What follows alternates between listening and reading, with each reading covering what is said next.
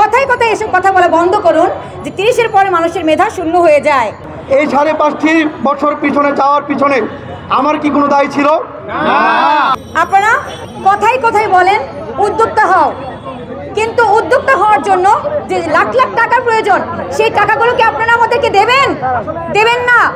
কাজে কথায় কথায় এসব বলা বন্ধ করুন যে উদ্যোক্তা হও। চাইলেই কেউ উদ্যোক্তা হতে পারে না। উদ্যোক্তা হওয়ার জন্য যে মন মানসিকতা প্রয়োজন সেই মন মানসিকতা সবার থাকে না। এখন আমরা যদি বলি আপনারা তো চাইলে অন্য কিছু হতে পারতেন, এমপি মন্ত্রী নাও হতে পারতেন, কিন্তু আপনাদের মন মানসিকতা সেই শুরু থেকেই এমপি মন্ত্রী হওয়ার মতোই ছিল। আপনারা সেই জন্য এমপি মন্ত্রী হয়েছেন। কাজেই আমরা চাইলেই সবাই উদ্যোক্তা হতে পারি না।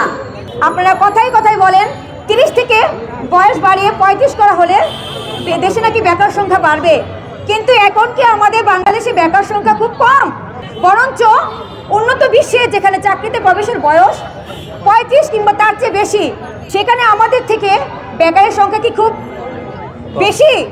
বরঞ্চ বাংলাদেশে বেকারের সংখ্যা সবচেয়ে বেশি, কারণ বাংলাদেশে চাকরিতে প্রবেশের বয়স সবচেয়ে কম।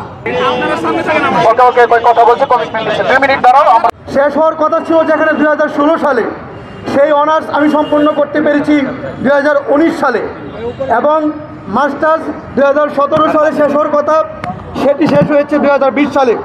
তবে কী অপরাধ ছিল আমার জীবন থেকে যে 3টি বছর চলে গেল, এই অপরাধের দায় কি আমি নিব? রাষ্ট্রের। সেই দায় কি আমার নাকি রাষ্ট্রের? সাংবাদিক ভাইদের সামনে আমি আজকে প্রশ্ন রেখে গেলাম, এই দায়ভার কে নিবে? তারপর 2020 সালে যখন আমি মাস্টার শেষ করে আমি আমার বাসা কিশোরগঞ্জে আমি যখন পদার্পণ করি, এর কিছুদিন পরেই, এর 1 মাস পরেই করোনা ভাইরাস আঘাত আনে।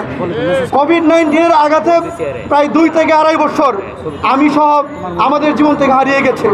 তাহলে এই যে 2.5 বছর এবং সেশন জ্যামের কারণে এই 3 বছর, এই যে 5.5 বছর, এই 5.5 বছর পিছনে যাওয়ার পিছনে আমার কি কোনো দায় ছিল? আমার কি কোনো অবহেলা কিংবা গাফিলতি ছিল? শুধু এই 5.5 বছর গিয়েছে আমার এই ডিপার্টমেন্ট কিংবা রাষ্ট্রের যে সিস্টেম, ডিপার্টমেন্টের যে টিচারদের যে গাফিলতি, এবং পরবর্তীতে যে প্রাকৃতিক যে কোভিড প্যান্ডেমিক, যে কোভিড মহামারী, সেই মহামারীর কারণে কিন্তু আজকে আমার জীবন থেকে সেই 5.5 বছর হারিয়ে গেছে। আমি আজকে আমার সার্টিফিকেটের কপি পর্যন্ত নিয়ে এসেছি, আমার কপি আমার কাছে রয়েছে। আমি রেগুলার ব্যাচের ছাত্র, আমি 16 সালের অনার্স। আপনারা চাইলে এখানে জ্বলন্ত প্রমাণ, আমি জনপ্রশাসন মন্ত্রীকে চ্যালেঞ্জ করে বলতে চাই, সেশন জট বাংলাদেশের প্রত্যেকটি পাবলিক বিশ্ববিদ্যালয় থেকে শুরু করে জাতীয় বিশ্ববিদ্যালয়ের আন্ডারে প্রত্যেকটি বিষয়ে সেশন জট এখনও ভয়াবহ আকার ধারণ করে আছে। সেই জায়গায় 16 সালের অনার্স, 19 সালে আমার রেজাল্ট হয়েছে অনার্সের, এবং মাস্টার্স 17 সালে হওয়ার কথা, সেটি 20 সালে।